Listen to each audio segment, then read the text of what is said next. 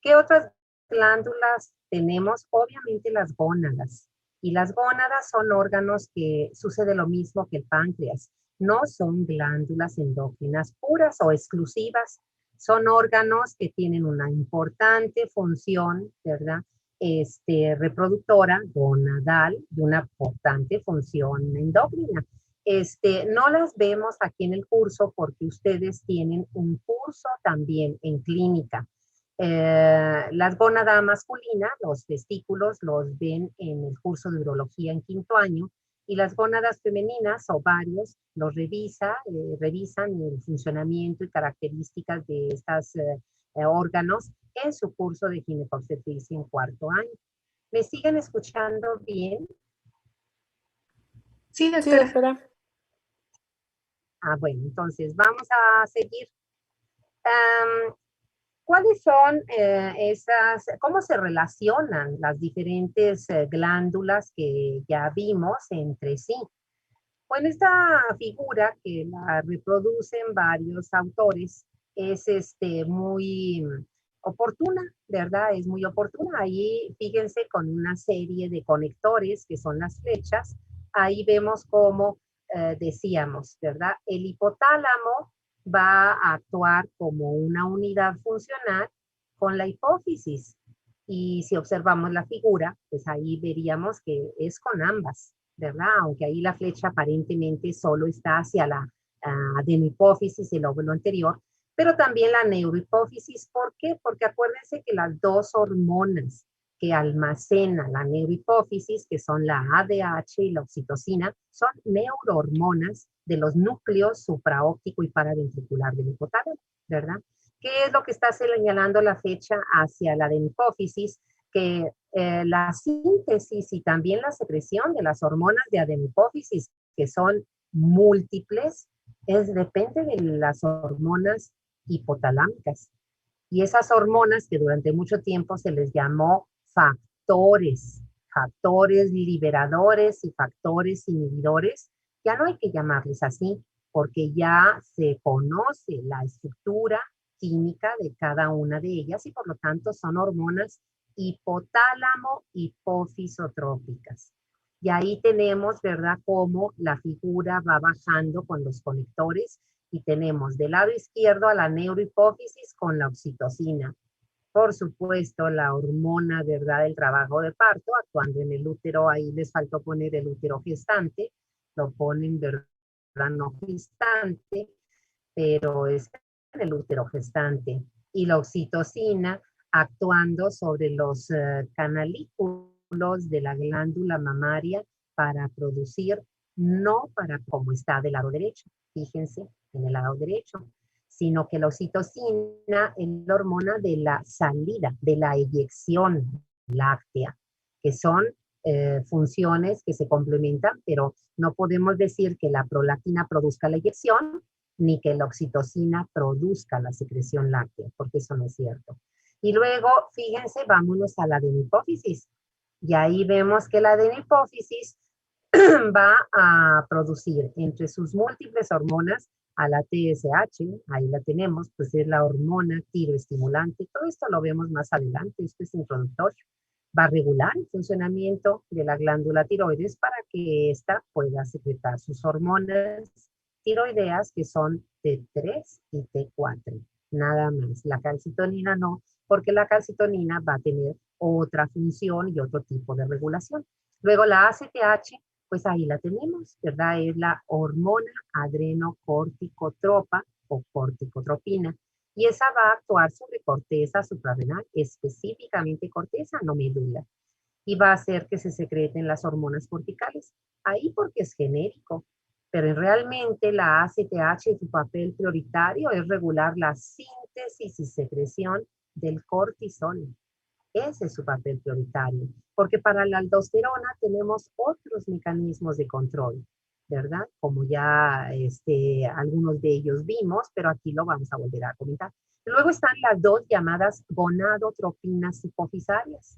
Y ahí está la FSH, es folículo estimulante. Y va a actuar en gónadas, porque por eso son gonadotropinas, ¿verdad? Hipofisarias. Folículo estimulante, pues en los testículos, ¿verdad? Es quien estimula la síntesis y secreción de la testosterona. Entonces actúa sobre las células intersticiales, ¿verdad? De Leydig, donde es la esteroidogénesis masculina.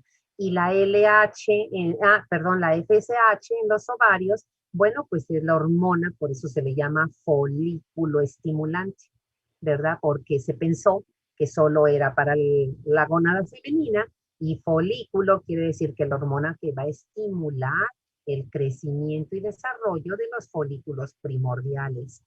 ¿Para qué? Para que se vaya generando la ovogénesis en su interior y se formen los óvulos, ¿verdad? Y ese folículo primordial va a tener que llegar a ser, cuando está maduro, un folículo de grafo, que ya puede, ¿verdad?, romperse y liberar al óvulo para que cumpla su misión, si es que le toca en ese momento, ¿verdad? Que es procrear a un nuevo ser, ¿sí? Por eso folículo. En los testículos, pues por supuesto que no hay folículos. Y por supuesto que la FSH actúa, lo dijimos hace rato, en las células intersticiales de Leydig. Leydig, acuérdense, cuiden su ortografía. Entonces, aquellos que se sientan incómodos llamarle a esta hormona folículo estimulante en el hombre, pues le pueden poner el sinónimo. Si estimula las células intersticiales, pues así se llama. En lugar de FSH, es nomenclatura en inglés y así se ocupa, ¿verdad? Es decir, así la tenemos que aprender. Entonces, en lugar de FSH le ponemos IC, I latina, CSH, que significa hormona estimulante de células intersticiales. Y luego la LH, y fíjense también, la LH, pues es la hormona de la ovulación, ¿verdad? Y la que luteiniza, porque es luteinizante. Entonces es la que luteiniza al folículo, ¿verdad? Que se rompió y permitió la ovulación. Y lo luteiniza para convertirlo en cuerpo amarillo. Y que estas células, ¿verdad?, de la teca, del cuerpo amarillo, puedan sintetizar y secretar, pues, la progesterona, la hormona del embarazo, ¿verdad? La que tiene que transformar el endometrio proliferativo, que es cuando creció por acción de los estrógenos, que son inducidos por la FSH, pues cuando ya hay ovulación y si hubo fecundación, pues el endometrio tiene que transformarse en secretor, precisamente para recibir al óvulo fecundado, ¿verdad? Que ya no es óvulo, es primero un cigoto, pero eso va a seguir, ¿verdad? Esa etapa de cigoto, pues va a reproducirse, lo sabemos con mitosis, va a pasar a 2, 4, 6, 8, y cuando está, ¿verdad? Ya en la etapa de mórula, ya alcanzó las trompas de falopio, alguna de ellas. Y ya cuando avanza, ¿verdad? Y se convierte en blastocisto, pues por eso el endometrio tiene que volverse o recibir la acción de la LH y convertirlo en secretor, porque mientras se forma la placenta, pues ese endometrio secretor es el que sostiene a ese blastocisto que va a seguirse reproduciendo, ¿verdad? Por mitosis hasta que la placenta toma la función, ¿sí? ¿Qué otras dos hormonas? Fíjense cómo estas cuatro hormonas son hormonas que eh, regulan el funcionamiento de otra glándula endocrina. Y aquí se constituyen ejes funcionales, jóvenes. Ejes funcionales de manera que el eje acá en hipófisis, como lo vimos hace rato, era eje hipotálamo neurohipófisis, eje hipotálamo adenohipófisis. Bueno, aquí el eje se llama hipotálamo adenohipófisis glándula endocrina. O sea, son tres glándulas las que participan para controlar el funcionamiento. ¿De qué glándulas? Tómenlo en cuenta desde ahorita. Tiroides, corteza suprarrenal, no podemos decir glándulas porque la médula no participa en esto. Y gónadas, tanto masculina como femenina, ¿sí? Entonces, esas tres glándulas endócrinas, vuelvo a repetir, las que vemos, tiroides, de glándula suprarrenal, corteza suprarrenal y gónadas, masculina, femenina, son controladas en su funcionamiento por estos ejes: hipotálamo, adenohipófisis, por ejemplo, glándula tiroides. Hipotálamo, adenohipófisis, corteza suprarrenal. Hipotálamo, adenohipófisis, gónada femenina, y hipotálamo, adenohipófisis, glándula masculina, ¿sí? Pero la adenohipófisis secreta, sintetiza, perdón, y secreta otras dos hormonas que no actúan sobre otra glándula endocrina. Una de ellas es la llamada hormona del crecimiento, con sus iniciales es GH, pero también se le puede llamar como sinónimo, iniciales mayúsculas, STH. Significa, si es GH, hormona de crecimiento. Y si es STH, hormona somatotropina o somatotropa, ¿sí? Pues es la que permite que tengamos nuestro crecimiento en estatura, ¿verdad? En estatura, a partir del nacimiento y hasta la estatura que nos toca, porque, pues, bueno, no depende solo de ella. Depende de la información genética que tenemos, depende de otras hormonas, todas las que tengan efecto anabólico proteico, como por ejemplo las tiroideas, claro, ¿verdad? La insulina, claro, ¿verdad? Los glucocorticoides, claro, ¿verdad? Las gonadales, pues las gonadales son las que en ustedes están actuando ya en esa última fase del crecimiento. Entonces, pero la hormona somatotropina, ¿verdad? Pues es una hormona prioritaria para el crecimiento. La prolactina actúa sobre la glándula, pero no es endocrina. La glándula es la glándula mamaria. ¿En qué parte? Pues es exócrina.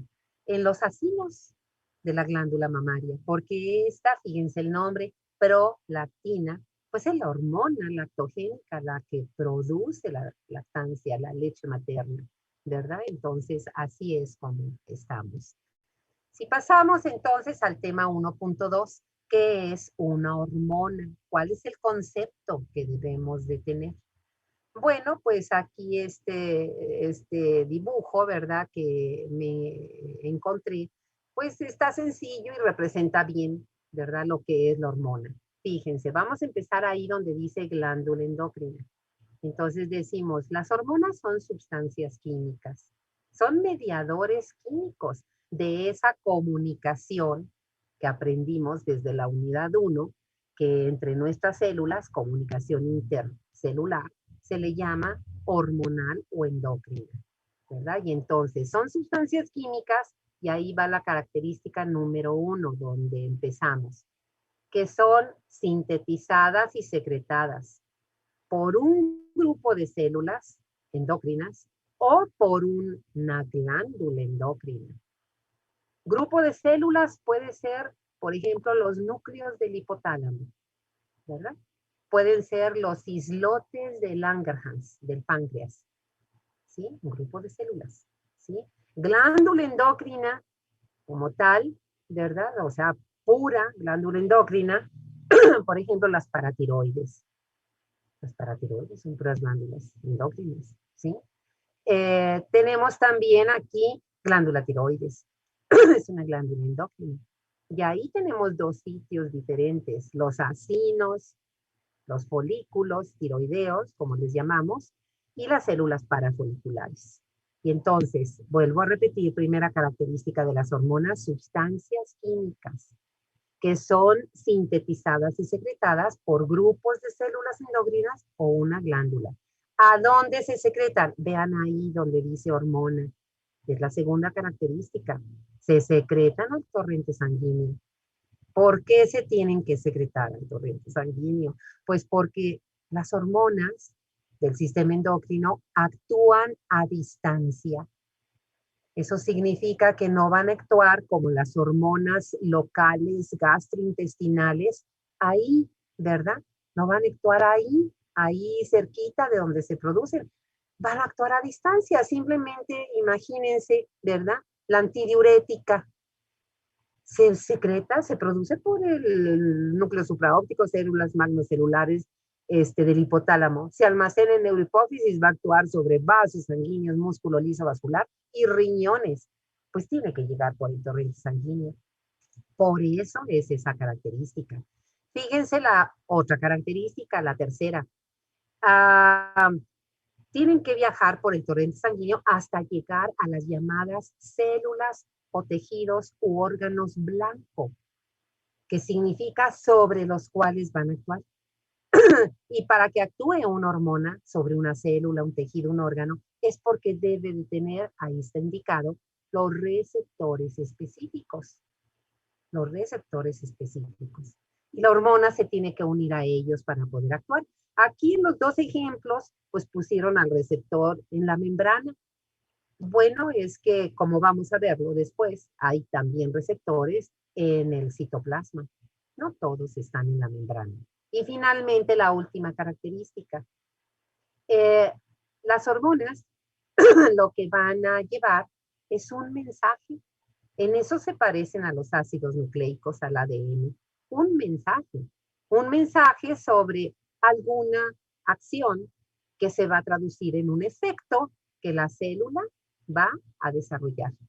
Por ejemplo, de lo que ya vimos, ¿verdad? Si esta es una célula epitelial de la nefrona distal, eso quiere decir túbulo distal final y tubo colector, pues este receptor puede ser el receptor B2 de la antidiurética.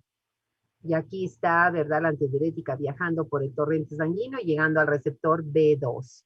Es de membrana el receptor B2. Y entonces, ¿qué mensaje le va a llevar? Pues le va a llevar que la célula, a través del mecanismo de acción de la ADH, que ya sabemos es a través de segundo mensajero, AMP cíclico, va a hacer que la célula sintetice, exprese más la proteína acuaporina 2. Y estas proteínas se van a translocar a la membrana a formar más poros. Y al hacer más poros de mayor diámetro, pues va a haber mayor reabsorción de agua y ese es el efecto antidiurético. Bueno, pero ese es un efecto. Si la otra célula no fuera en riñón, fuera el miocito del músculo liso vascular, ahí el receptor es el B1. Y ahora, el mecanismo de acción es a través, ¿verdad?, de otro segundo mensajero, pero no es el AMP cíclico. Tampoco es el GNP cíclico, sino que es la ruta de los fosfoinositoles, ¿verdad?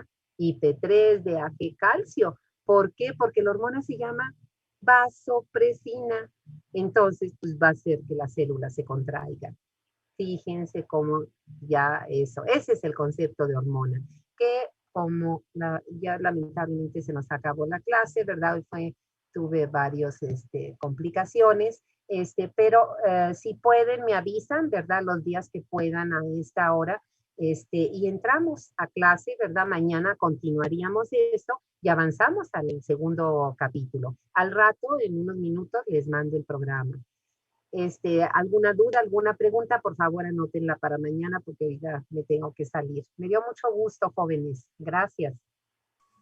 Hasta luego, doctora. Hasta luego, doctora. Gracias, doctora. Cuídese mucho. Igual.